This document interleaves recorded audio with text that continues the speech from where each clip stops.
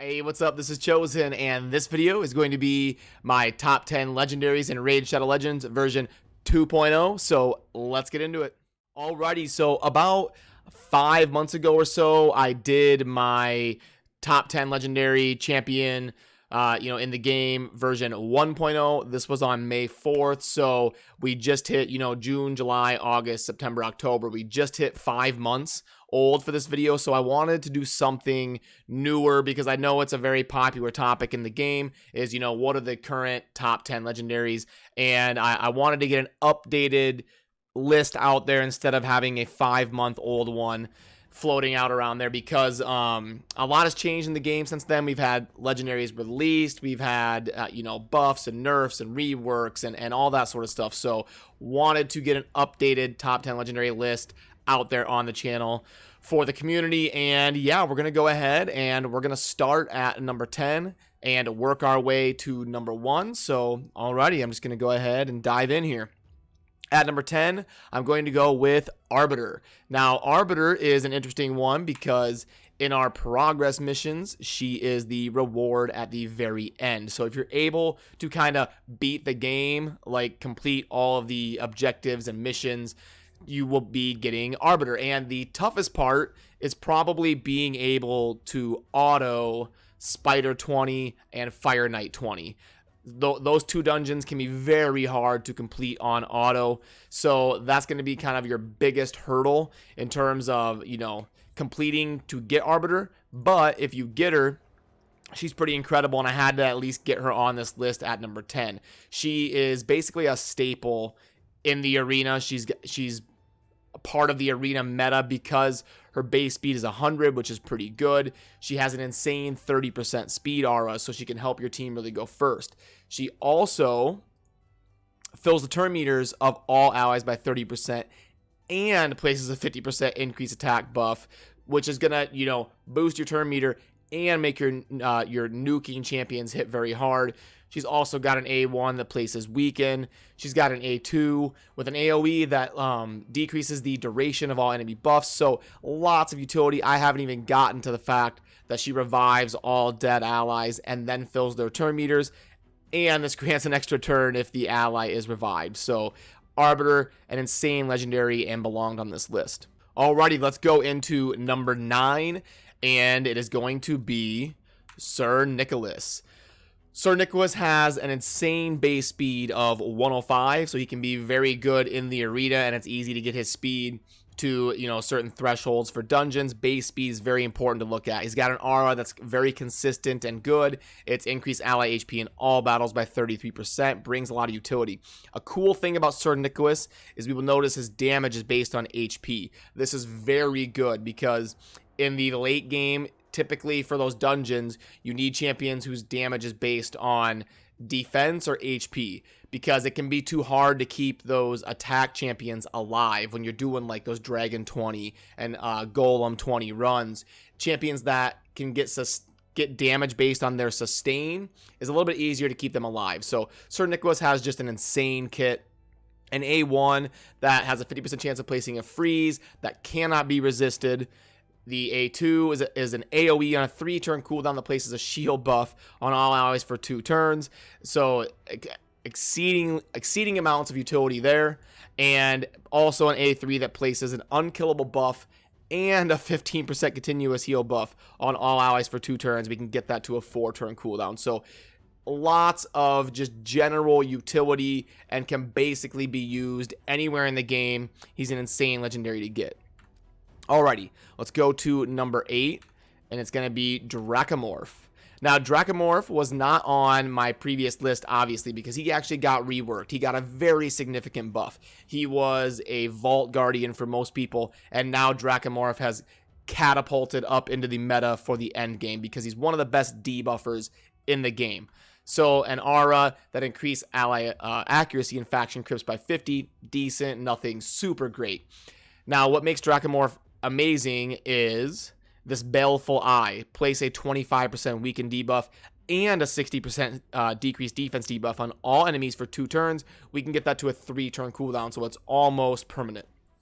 Now, this is amazing because when we're trying to hit hard in the arena or hit hard in the clan boss, or whatever, a spider nuking strategy, whatever it is.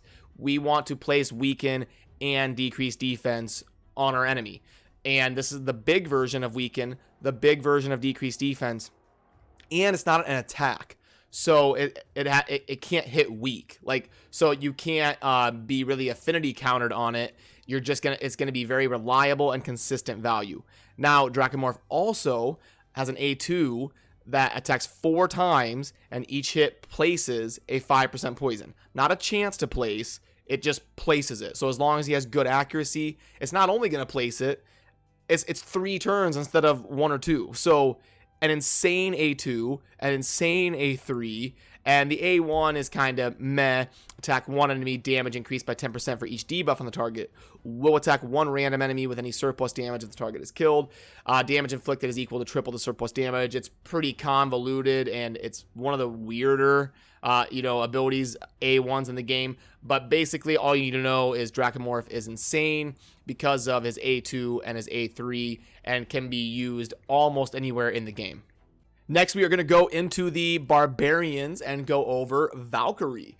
And Valkyrie, we notice she comes in at number 7, and she has a base speed of 104, very good. An A1 that attacks 1 enemy 2 times, decreases the turn meter by 10% on each hit if the target has any buffs. So an A1 that manipulates turn meter and attacks multiple times, sign me up, that is great. An A2, attack all enemies, place a shield buff on all allies for 3 turns, and a counterattack buff on all allies for 2 turns. The value of the shield and the damage inflicted are proportional to this champion's defense. So lots of utility and counterattack on a 3-turn cooldown. Stand firm is absolutely incredible. We've got a passive that this champion's turn meter will be increased by 10% each time an enemy champion places a buff. Enemy champions will have their turn meters decreased by 10% for each buff they receive. Now, this can be really cool in certain areas. The only thing we have to be careful with, and the reason I put Valkyrie behind Martyr, is turn meter buffing for our team and specifically Valkyrie can get a little bit weird, because when we build counterattack, we want to be careful about messing up the rotation of our turns. We need to be, counterattack is very specific and set in stone in the way that it needs to be played. So we have to be a little bit careful with this passive, and it's probably the reason I slot her behind Martyr, but still, a very good counterattack champion. The aura is increased ally defense in faction crypts by 33%. So very good faction crypts. Barbarian, probably the best, one of the best barbarians for faction wars, and she is just an insanely generally useful champion. So Valkyrie comes in at number 7. So number 6, we're going to go over Venus. Venus has an insane base speed of 112, and when we fight the clan boss, we are looking to bring 5 debuffs. We are looking for decrease attack, weaken, decrease defense, poison, and HP burn. Is kind of the 5 debuffs that we're going to be trying to bring against the clan boss. Well, Venus has 4 of them. 4 out of the 5. She's got an A1 that places poison. She's got an A2 that decreases defense and places a weaken, similar to Dracomorph. She's also got an AoE that places HP burn.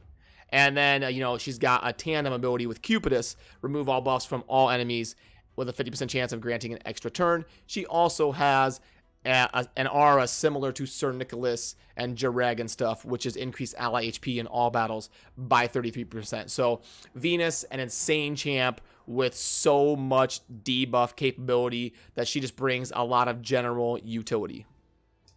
Alrighty, number 5. Let's go over Vizier Ovilus. Now, again, base speed of 101 is pretty good. What makes Vizier insane is his A1. This is just bonkers.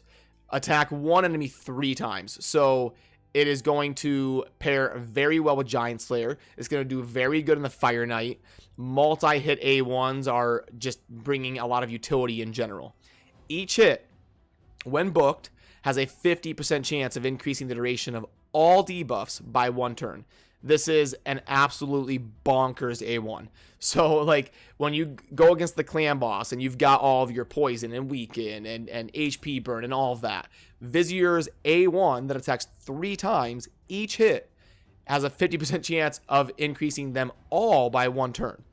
So, one of the best, if not the best A1s in the game, and it makes Vizier just insane. The A2 is also a multi-hitter, so again, very good in the Fire Knight. Also, block buffs, decrease attack, and heal reduction. So just S tier against the Fire Knight. Vizier is amazing in that dungeon, and also amazing against the clan boss.